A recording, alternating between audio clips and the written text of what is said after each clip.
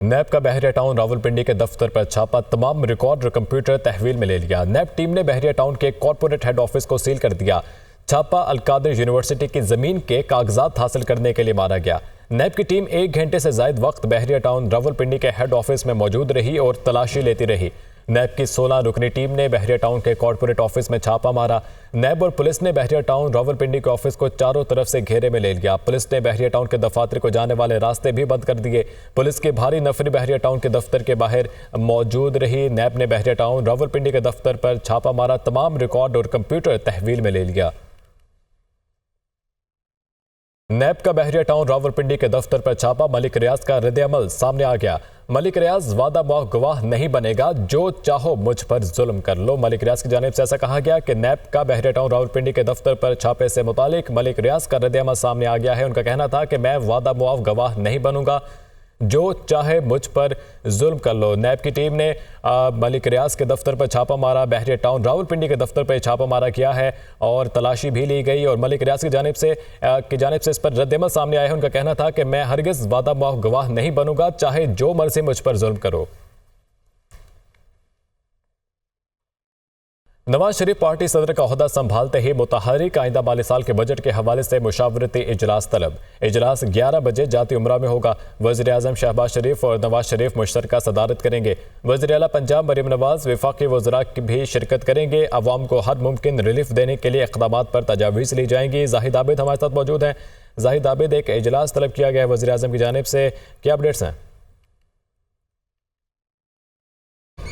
जी बिल्कुल, 3 बार के साबिक वज़ीर आज़म मियाँ नवाज शरीफ गुज़श्ता रोज़ पाकिस्तान मुस्लिम लीग नून के सदर मुंतखब हुए, जिसके फौरी बाद ये फैसला किया गया कि एक आला सत्ता का इजलास जाती उमरा में किया जाएगा। और जाती उमरा में इस इजलास की तैयारियाँ इस वक्त जारी हैं। जो हमारे ज़राए के मुताबिक तकरीबन 11 बजे इजलास का वक्त मुकर्रर किया गया और इस इजलास में आइंदा बजट के हवाले से मियाँ नवाज शरीफ से ख़ास तौर पर मुशावरत की जाएगी। इस इजलास में अब तक के जो इतलात हैं उसके मुताबिक वज़ीर आज़म शहबाज शरीफ, वज़ीर आला मरीम नवाज़, वज़ीर ख़जाना औरंगज़ेब, डिप्टी प्राइम मिनिस्टर इसहाक डार और दीगर तमाम अहम वज़रा भी शिरकत करेंगे, जिसमें ख़ास तौर पर गैस व पेट्रोलियम के वज़ीर मुसद्दक मलिक और वज़ीर तवानाई अवैस लगारी की शिरकत भी यकीनी बनाई गई है। इसका मकसद सिर्फ यही है कि इस वक्त जो सूरत हाल ख़ास तौर पर माशी फ्रंट पर है, जिसमें IPPs के मसाइल है, सर्कुलर डेट का मसला है और आइंदा बजट की तैयारी के हवाले से मियाँ नवाज शरीफ की जो एक मुशावरत लाजमी की जाएगी। इस इजलास की जो सदारत भी है वो मुश्तरका तौर पर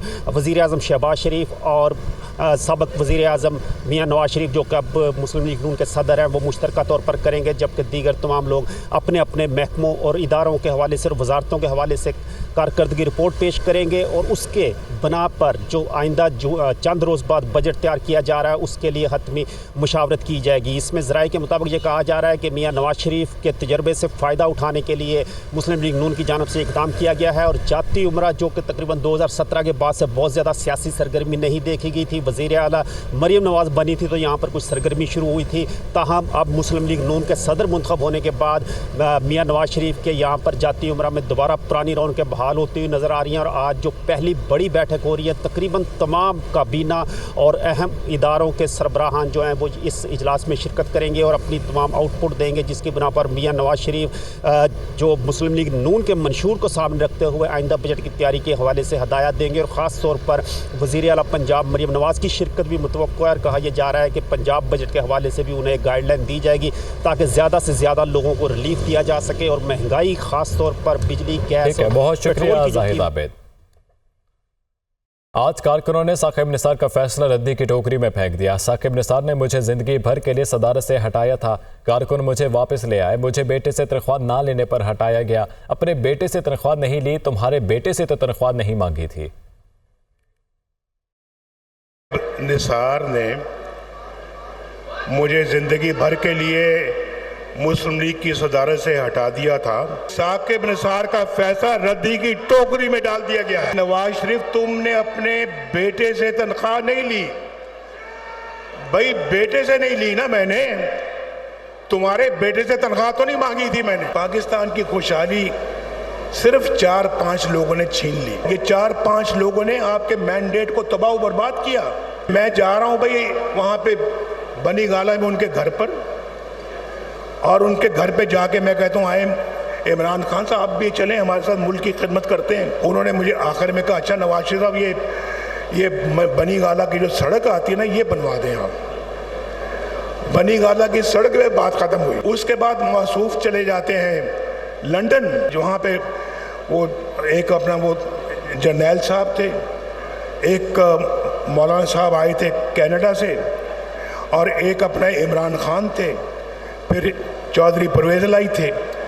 इन सब ने मिलके प्लान बनाया कि जी नवाज शरीफ की हुकूमत को हमने ख़त्म करना है, और ये आए और धरने दिए आके। मेरे पास एक बंदा भेजा गया कि नवाज शरीफ साहब आप जो है ना वो इस्तीफ़ा दें और घर जाएं धरनों के दौरान, वरना आप आप अपना तैयार रहें कि आपके साथ वो सलूक किया जाएगा जिसको आप याद रखेंगे।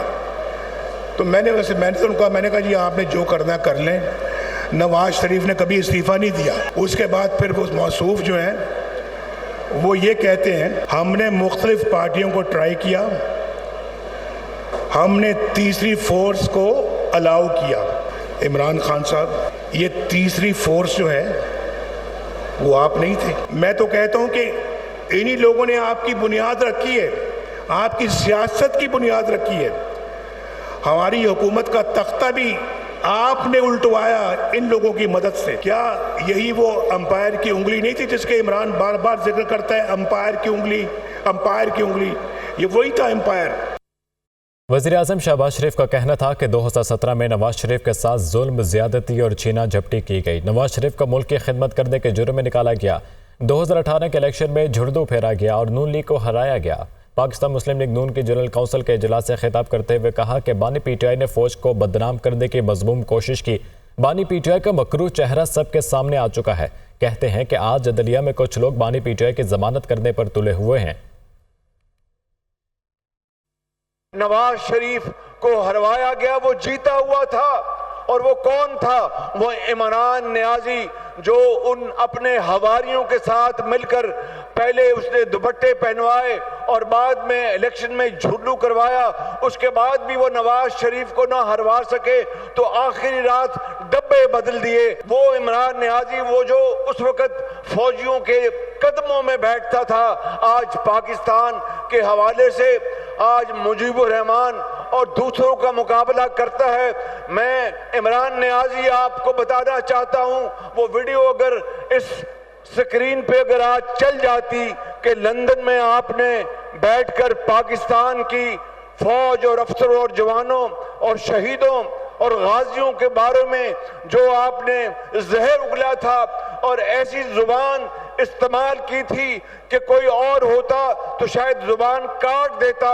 इमरान नियाजी, चेहरा आपका मकरूह चेहरा पूरी कौम के सामने है। अगर पाकिस्तान के अंदर तरक्की और खुशहाली दोबारा वापस ना आई तो ना फिर कोई जज होगा, ना कोई सियासतदान होगा, ना कोई और होगा। मुझे यकीन है कि ये जजेस, इनमें से अक्सरियत ऐसी है जो कि पाकिस्तानी है, पाकिस्तानी सोच रखती है, पाकिस्तान की तरक्की और खुशहाली के लिए पूरी तरह मुत्तफिक है। मगर चंद काली भेड़ें जो इमरान नियाजी के लिए तुले हुए हैं कि उसके तमाम 190 बिलियन पाउंड वो नवाज शरीफ ने, शहबाज शरीफ ने चोरी नहीं किए, वो इमरान नियाजी ने चोरी किए। मैं इन जजेस की खिदमत में ये बात बड़े अदब से अर्ज करना चाहता हूं कि नवाज शरीफ के जमाने में तो कई साल जमानतें नहीं होती थी। आज दिन रात ये मशवरे होते हैं कि किस तरह इसको जमानत पर रहा करके इसके तमाम जुराइम खत्म कर दिए जाएं। इंतखाबी धांधली की शिकायत सुनने वाले ट्रिब्यूनल से मुतालिक बड़ी कानूनी तब्दीली। इलेक्शन कमीशन को अपनी मर्जी के रिटायर्ड जजेस तैनात करने का इख्तियार मिल गया। इलेक्शन कमीशन हाई कोर्ट के चीफ जस्टिस साहिबान से मुशावरत की पाबंदी से आज़ाद हो गया। नए ऑर्डिनेंस में इलेक्शन एक्ट के सेक्शन 140 को साबका हालत में बहाल कर दिया गया है। ज़राए के मुताबिक इलेक्शन कमीशन को पहले से ज़ेरे समात पटिशंस को दूसरे ट्रिब्यूनल में मुंतकिल करने का इख्तियार होगा। पंजाब और इस्लामाबाद के हलकों की 180 इलेक्शन पटिशंस की समात होनी है।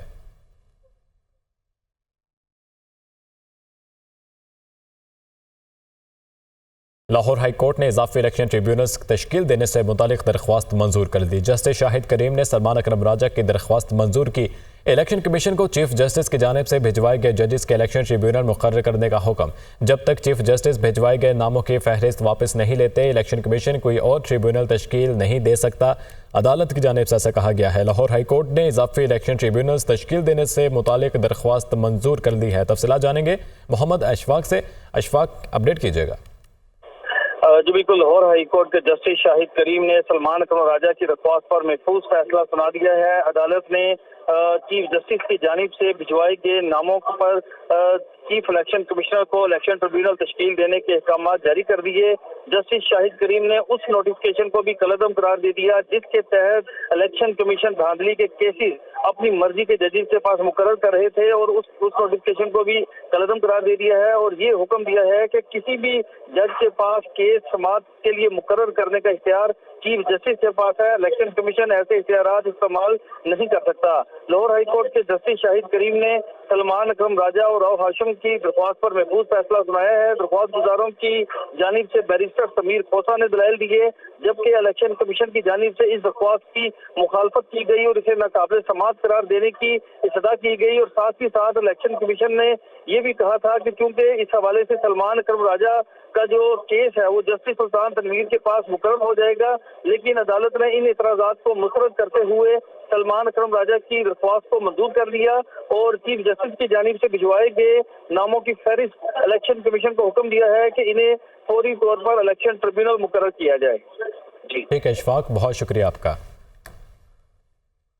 इलेक्शन एक्ट तरमीमी ऑर्डिनेंस जाली फॉर्म 47 हुकूमत को तहफ़्फ़ुज़ देने के लिए जारी किया गया। मुशीर इत्तलात बैरिस्टर सैफ का इलेक्शन तरमीमी ऑर्डिनेंस पर रद्द-ए-अमल।